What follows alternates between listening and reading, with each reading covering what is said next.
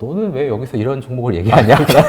생각을 할 수는 있는데, 제가 그것 때문에 진짜 담당자분하고 진짜 10통 넘게 통화를 했어요. 제가 다니면서 네. 진짜 너무 흥미로운 회사를 찾았었거든요. 이게 만약에 되면은 나라에서 다 사겠죠. 그런 부분들이 아마 상용화가 되는 게 내년 1분기쯤이 아닐까.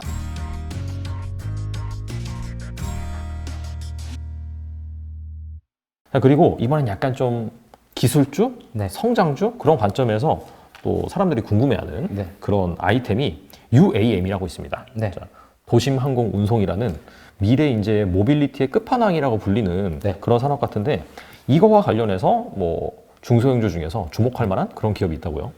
네. 아니, 방금 이렇게 기술과 관련된 말씀을 해서 갑자기 생각이 난 건데, 네. 이 스몰캡을 공부하다 보면은 네. 박학다식이 아니라 자팍다식이. 저는 사실 다 이런 거 하도 몰랐는데, 네. 이제 갔다 오고 나서 공부를 하면서 알게 된 건데, 사실 제가 이제 탐방을 갔다 와서 보고서를 쓰고 굉장히 시장에서 반응이 좋았던 종목은 베셀이라는 베셀이요. 종목입니다. 사실 이 회사를 보고서를 쓸까 말까 굉장히 고민을 많이 했었던 이유는 제가 이 회사를 탐방 갔다 오기 전부터 그런 이제 또 최근에 이제 감사 시즌이잖아요. 그거 네네. 관련해서 문제가 있을 것이다라는 종목 중에 하나로 많이 언급이 됐었어요. 왜냐면 제가 보고서를 이거를 주가가 3,080원일 때 시가총액 358억 원일 때 썼거든요. 근데 지금은 그 이후에 주가가 한 5, 6천 원까지 갔던 것 같은데 이게 사실 그런 부분들 때문에 굉장히 리스크를 했지만 어쨌든 감사 보고서는 잘 나왔고요. 이 부분을 좀 말씀을 드리면 투자은행 모건 스탠리에 따르면은 글로벌 UAM 시장이 2020년 8조 원에서 2040년 1651조 원. 엄청나게 200, 6배가 성장을 하고 이거를 CAGR로 환산을 하면은 30.7%입니다. 매년. 네네. 그러다 보니까 지금 현대차도 미국의 독립법인 슈퍼널을 설립을 했고요. 뭐 롯데, 카카오, 하나 지금 잇따라 진출을 하고 있습니다. 그래서 뭐 이제 질문 주신 내용 중에서 UAM이 우리나라 기업이 후발주자인데 경쟁력이 있을까 이 부분을 보면은 사실 민간 기업이 사실상 후발주자고 우리가 잘 알고 있는 뭐 카이 한국항공우주라던가 하나 에어로스페이스나 이런 데는 결코 후발주자가 아니거든요. 그러다 보니까 그 아랫단에 있는 종목들에 대한 우려는 사실상 조금 나오고 있는 거는 맞는 것으로 좀 보시면 될 것 같아요.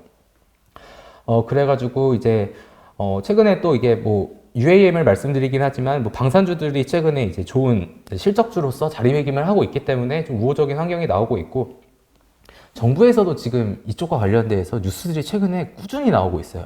정부에서 좀 밀어주는, 네. 키우는 그런 산업이라고 볼 수 있나요, 그러면? 그렇죠. 그러다 보니까 그런 뉴스가 나올 때마다 이런 업체들의 주가가 조금씩 반응이 나오고 있는 게 지금 또 시장 또 하나의 트렌드라고 좀 생각을 하는데 사실 이 회사는 UAM을 하는 회사보다는 본업은 디스플레이 회사고요. 디스플레이 장비 쪽이라든지. 근데 베셀 에어로스페이스 뭐 하나 에어로스페이스도 다 붙잖아요 뒤에 이게 에어로스페이스. 이제 뭐 항공 우주 그런 거죠, 네, 사실. 네. 그러다 보니까 이제 뭐 관련주로 좀 보고 있는데 사실 이 회사가 계속 적자가 나왔어요. 이게 2019년, 20년, 21년 계속 적자가 나왔었거든요. 근데 왜 나왔냐면 누가 봐도 베셀 에어로스페이스 회사가 당장 뭐가 실적이 나오지는 않을 거잖아요. 그러다 보니까 이게 연결 기준으로 지분이 50%가 넘었기 때문에 계속 적자로 찍혔었던 거였거든요. 근데 이제 그거를 지분을 50% 이하로 낮춰가지고 이제 올해부터는 좀 그런 부분들이 이제 해소가 될 것 같고, 또 하나, 이게 워낙 시가총액이 낮은 종목이라 제가 혹시나 또 우려가 돼서 하나 더 말씀을 드리는데 작년에 잠깐 거래 정지가 됐었는데 분기 매출액 3억 원이 안 나왔어요.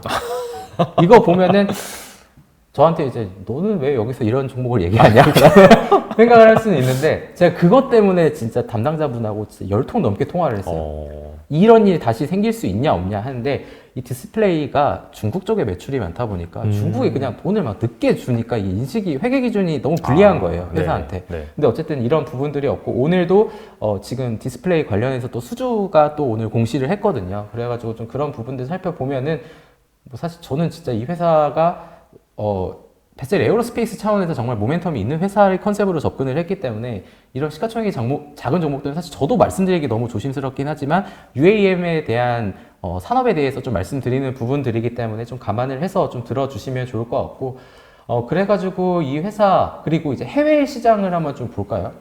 이게 베셀 에어로스페이스와 미국 상장사 뭐 매출액이랑 PSR을 비교를 해보면은 베셀 에어로스페이스는 좀 매출액이 2024년도 정도부터 나올 거라고 좀 가정을 해서 보면은 굉장히 많죠. 옆에 시가총액이 뭐 5조 원, 2.3조 원, 1.6조 원 어마어마한 회사들이 많습니다. 실질적으로 물론 당연히 시가총액이 이거하고 크진 않겠지만 어쨌든 충분히 지금 시점에서는 어느 정도는 따라가고 있다라는 쪽으로 좀 보시면 좋을 것 같고 이제 이 회사의 정기 수직 이착륙 항공기 양산이 2025년도부터 좀 본격적으로 될 것으로 전망이 되고 있고 업계에서는 베셀 에어로스페이스의 가치를 한 2,570억 원 정도로 좀 보고 있대요. 그래서 올해 6월 이제 1차 자금 조달을 진행하고 내년도에 키움증권을 증권사 이제 주관사로 해서 코스닥 시장 상장을 또 목표로 하고 있다고 하니까 저희가 또 저희 채널 달란트에서 많이 그런 것들을 다뤄 주시잖아요. 그래서 네네, 내년에는 그쵸. 아마 베셀 에어로스페이스에 대해서 또 이렇게 영상을 찍어 주시지 않을까라는 생각이 들어서 미리 네. 제가 또 이 종목을 한번 좀 언급을 했고요. 그래서 어쨌든 이런 부분들을 보면은 여러 가지 좀 안 좋은 이슈들이 있지만 여기 뭐 법인세 차감전 계속 사업이익 대비 뭐 자기자본 추이도 2021년도에는 이렇게 좀 개선이 될 것으로 좀 보이기 때문에 난 이렇게 실적 뭐 지금 시점에서 너무 안 좋은 거는 뭐 보고 싶지 않다라고 하면은 그냥 이런 종목이 있구나 네네. 이렇게 좀 보시는 정도로 좀 접근을 해주시면 좋을 것 같습니다. 확실히 좀 실적도 좀 아직 안 나오는 상황이고 네. 시가총액도 작고 그러다 보니까 이거는 약간 아직까지는 시장에서는 약간 좀 테마성으로 보지 않을까 그런 생각이 좀 있네요. 완전 성장주 느낌으로 봐야죠. 네. 그래서 이런 부분들이 어느 정도 좀 정상화되고 나서 의미 있는 좀 숫자가 나온다라고 하면 그때부터 사실 뭐 투자 관점에서 접근해도 늦지 않을 것 같다는 생각이 듭니다. 그렇습니다. 네. 지금 약간 좀 리스크가 저도 말 못하겠어요. 너무 저 이렇게 딱 스몰캡을 하다 보면은 이게 네. 시가총액이 한 700억 이하로 가면은 저도 좋은 회사라는 걸 대충 알긴 하지만 이걸 써야 돼 말아야 돼 고민이 되게 많거든요. 왜냐하면은 그쵸. 최근에 또 감사보고 이제서 시즌이다 보니까 거래 맞아요. 정지된 회사들이 보면 다 시가총액 웬만하면 다 2천억 원 이하 종목들이 많다 보니까 거기에 최전선에서 보고서를 쓰는 입장에서 보면은 사실 전 너무 리스키한 일단은 이런 보고서를 쓰기 때문에 굉장히 네. 저도 조심스럽게 일단은 작성을 하는 거여서 그냥 뭐 이런 섹터가 있구나 이런 종목도 있네 이렇게 좀 보시면 좋을 것 같아요. 확실히 좀 그렇게 대응을 하는 게 현명할 것 같습니다. 지금까지 이제 뭐 제가 준비한 질문은 다 마무리가 됐는데 이거 외에도 좀 눈여겨볼 만한 최근에 탐방을 갔다 왔는데 좀 투자 관점에서 좀 긍정적으로 접근해 볼 만한 그런 기업 뭐가 있을까요? 제가 다니면서 네. 진짜 너무 흥미로운 회사를 찾았었거든요. 네.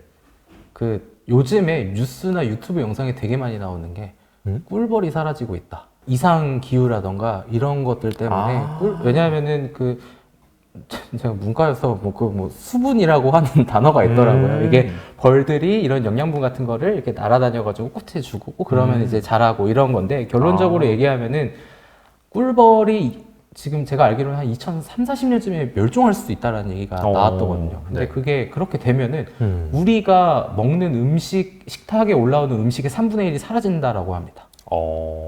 되게 충격적이네요. 네. 그래가지고 제가 정확한 병 이름이 너무 어려워가지고 일단 제가 좀 더 봐야 될 것 같은데 그래가지고 이 회사가 원래 진단키트 업체예요. 네, 진단키트 업체인데 이 회사가 2년 동안 돈을 정말 많이 벌어놨어요. 네.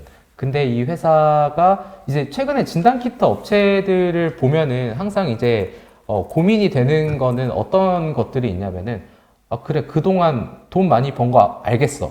그럼 신성장 동력이 뭐야? 이제 이렇게 될 수 있잖아요. 네네. 그래가지고 그런 측면에서 봤을 때 이 회사가 그런 진단 시장 관련해서 계속해서 좀 성장을 하고는 있는 그런 상황인데 그 이제 허니가드액이라고 허니가 돼요. 네, 그러니까 꿀이니까 이제 허니. 네네.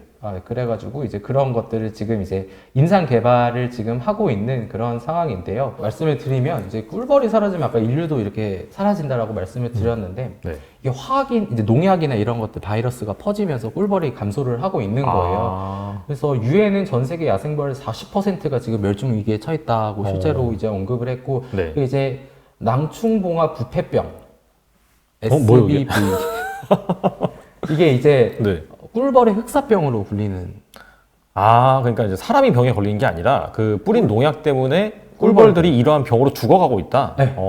그래가지고 이제 그거를 바이러스를 증식 억제제를 지금 허니가드 R 액이라는 걸 이 회사가 지금 만들어서 임상을 하고 있어요.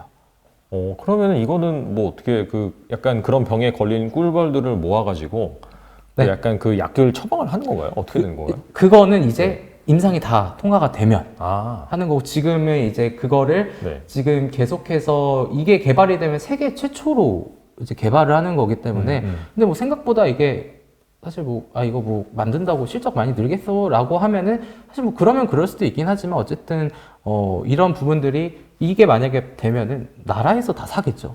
그렇겠네요. 네, 나라에서 실제로 농림축산검역본부에서 전량 매입해서 농가에 배포할 거라고 이미 얘기가 나온 상황입니다. 아, 그러니까 임상이 성공적으로 이루어지면? 네, 그래가지고 지금 얘기가 나오는 거는 이게 약간 인체가 아니잖아요. 사람이 아니잖아요. 그렇죠, 사람이 그래서 아니죠. 임상이 그렇게 막 길거나 복잡하진 않아요. 그렇겠죠. 네. 네네. 그러다 보니까 이제 그런 부분들이 아마 상용화가 되는 게 내년 1분기쯤이 아닐까. 생각보다 빠르네요. 네. 이게 한 1년 정도만 하면 된대요. 이게 또 사계절이 있다 보니까 네. 또 이제 봄에 해보고 여름에 해보고 가을에 해보고 이제 이렇게 진행이 된다고 합니다. 그래가지고 이게 뭐 중국이나 인도 같은 동남아 국가에도 충분히 이게 판매가 될 가능성이 있다라는 점에서 이런 부분들, 그래서 사실 저희 회사에 갔을 때 뭐 분자 진단 시장이 뭐 커지고 있고 이 회사 돈을 잘 벌어놨다. 근데 그거는 뭐 크게 관심은 없었는데 시장에서 별로 관심을 안 갖는 것 같아요. 그래서 사실. 꿀벌 얘기 듣고 너무 재밌어가지고 이런 기업들, 왜냐 그 이후에 사실 약간 꿀벌과 관련된 얘기들이 나오고 나서 주가가 의외로 잘 갔었어요. 물론 이제 그래가지고 이런 부분들도 좀 잘 체크를 한번 해보시면 좋을 것 같습니다. 이 종목이 제가 네. 제놀루션이라는 제놀루션. 제놀루션. 네.